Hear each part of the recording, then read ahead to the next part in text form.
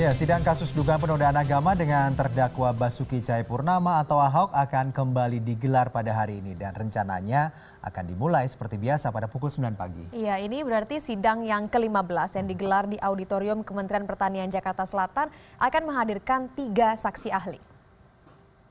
Ya, dan untuk mengetahui perkembangan sejauh ini di sidang ke-15 Ahok ini, kami sudah terhubung dengan koresponden CNN Indonesia, Victor Pangaribuan. Ya, good morning Victor, silakan langsung dengan laporan Anda, apa persiapan di sana? Good morning Daniar dan Alfian, betul sekali hari ini adalah sidang ke-15 dari kasus dugaan penodaan agama atas terdakwa Basuki Cahayapurnama atau Ahok. Dan sidang seperti biasa, seperti minggu-minggu sebelumnya dilakukan di Auditorium Kementerian Pertanian di Jalan RM Harsoyo, Jakarta Selatan. Persiapannya sampai saat ini memang ruang sidang masih kosong begitu.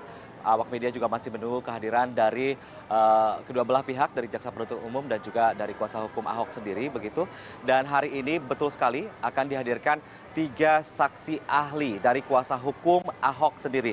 Di antaranya ada saksi ahli agama, ini adalah Kiai Haji Ahmad Isomudin sebagai Rais Syuriah dari PBNU Jakarta, kemudian juga beliau sebagai dosen Fakultas Syariah IAIN Raden Intan Lampung. Kemudian ada juga ahli bahasa Indonesia, ini yang didatangkan adalah Profesor Dr. Rahayu Surtiati, guru besar Linguistik Fakultas Ilmu Budaya Universitas Indonesia. Kemudian ada ahli hukum pidana, ini ada Jisman Samosir selaku dosen Fakultas Hukum Universitas Katolik Parahyangan Bandung. Sidang rencananya memang digelar tepat pukul 9 pagi ini begitu. Kalau kita merujuk pada sidang sebelumnya, sidang ke-14, sidang dilakukan tepat pukul 9 pagi. Kita masih menunggu nanti apakah sidang akan molor atau tepat pada waktunya, kita lihat nanti. Dan sidang ini masih dipimpin oleh Hakim Ketua Dwi Arso Budi Santiarto selaku Ketua Pengadilan Negeri Jakarta Utara. Nah, sebenarnya kalau kita mereview dari sidang yang sebelumnya, di sidang ke-14 ini, memang kuasa hukum dari Ahok sendiri sudah mengatakan bahwa saksi-saksi fakta ini sudah cukup untuk didatangkan. Hari ini adalah hari pertama pendatangan atau untuk menerima keterangan dari saksi-saksi ahli begitu.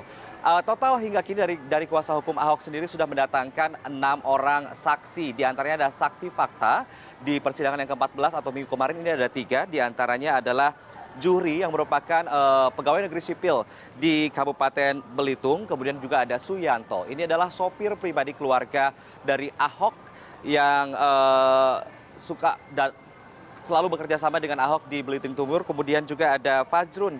Ini adalah teman lama dari Ahok dari Dusun Lenggang, Bangka Belitung. Nah, dari keterangan saksi ditemukan fakta bahwa sosok Basuki Cahayapurnama atau Ahok ini dikenal sebagai sosok yang sangat plural dan sangat menjunjung tinggi nilai-nilai perbedaan begitu, termasuk perbedaan agama begitu. Dan dari kesaksian yang diterima oleh Majelis Hakim pada saat persidangan kemarin dari Juhri ini juga pernah menjabat sebagai Ketua Panwaslu Kabupaten Belitung. Nah, dalam keterangannya disebutkan bahwa Basuki Cahayapurnama ini pada saat pencalonan dirinya menjadi pada saat pilkada atau pemilihan bupati hingga pemilihan gubernur Bangka Belitung, ini selalu diserang isu agama. Dan isu agama ini yang diserang ini mencantumkan ayat yang sama dengan ayat yang diduga telah dinodai oleh Ahok pada saat kunjungannya di Kepulauan Seribu pada September lalu begitu. Nah, ini kalau kita melihat indikasinya adalah saksi-saksi ahli ini akan meringankan begitu, karena memang nantinya akan dilihat dari segi bahasa, dari segi hukum, dan dari segi agama apakah benar ada indikasi bahwa Ahok ternyata dengan sengaja melakukan tindakan pidana dengan menodai agama begitu, dengan tuntutan atau dakwaan yang dikenakannya kepadanya begitu. Nah, kalau kita melihat memang dari keterangan Juhri dari sebagai Ketua Panwaslu saat itu minggu kemarin, dia sempat mengatakan bahwa pada saat pencalonan Ahok menjadi pemimpin di Belitung atau Bangka Belitung juga begitu, ini juga dia sempat diserang isu agama dan muncul banyak selebaran yang menginginkan atau tidak memilih pemimpin dari kaum non-muslim dengan menggunakan ayat yang sama. Ini disinyalir memang dimungkinkan ucapan yang terlontar dari Ahok saat kunjungan kerjanya di Kepulauan Seribu terindikasi memang dari pengalaman-pengalaman yang lebih dulu yang dialaminya, bahwa isu agama selalu menjadi penghalang ketika ia ingin memimpin suatu daerah atau wilayah begitu.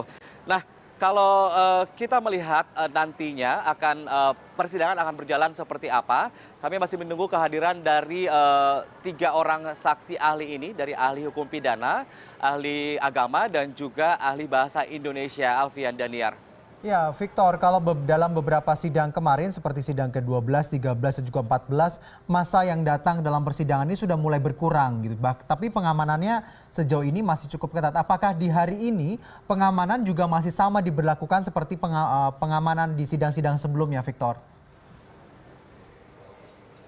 Ya, memang untuk kasus sidang penodaan agama yang dengan terdakwa Ahok ini, kepolisian juga masih bersiaga. Saya melihat memang banyak petugas kepolisian dari Polda Metro Jaya menjaga ketat lokasi ini di ruas jalan RM Harsoyo. Di Kementerian Pertanian ini berjaga di lokasi di sekitar begitu. Ini juga masih dijaga ketat karena memang ini sebagai bentuk dari pencegahan atau penjagaan ketertiban atau keamanan. Karena dikhawatirkan apabila nanti ada pendukung, baik dari pendukung kubu dari jaksa penuntut umum dan juga dari kuasa hukum ini berdatangan begitu. Saya melihat pagi ini sudah mulai diramaikan dari beberapa teman atau sukarelawan atau relawan maksud saya. Ini adalah relawan pendukung Ahok yang datang ke auditorium Kementerian Pertanian untuk mendukung dan menggawangi kira-kira sidang Ahok akan berjalan seperti apa begitu.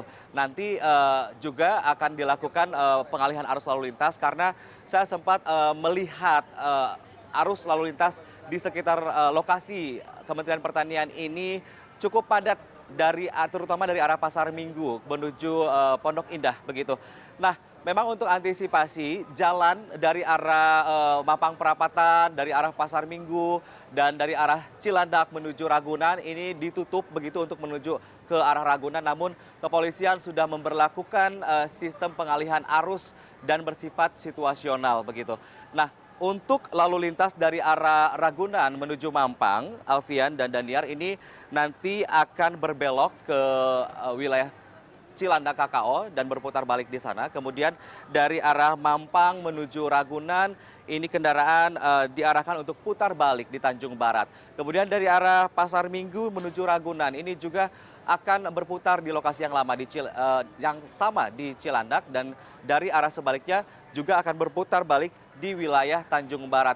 Ini menjadi perhatian bagi Anda warga Jakarta yang akan melintasi kawasan Ragunan untuk menghindari kemacetan panjang untuk memilih jalur alternatif yang sudah disediakan oleh petugas. Daniar, Alfian. Baik, Victor Pangaribuan, terima kasih untuk laporan Anda langsung dari Kementerian Pertanian Jakarta.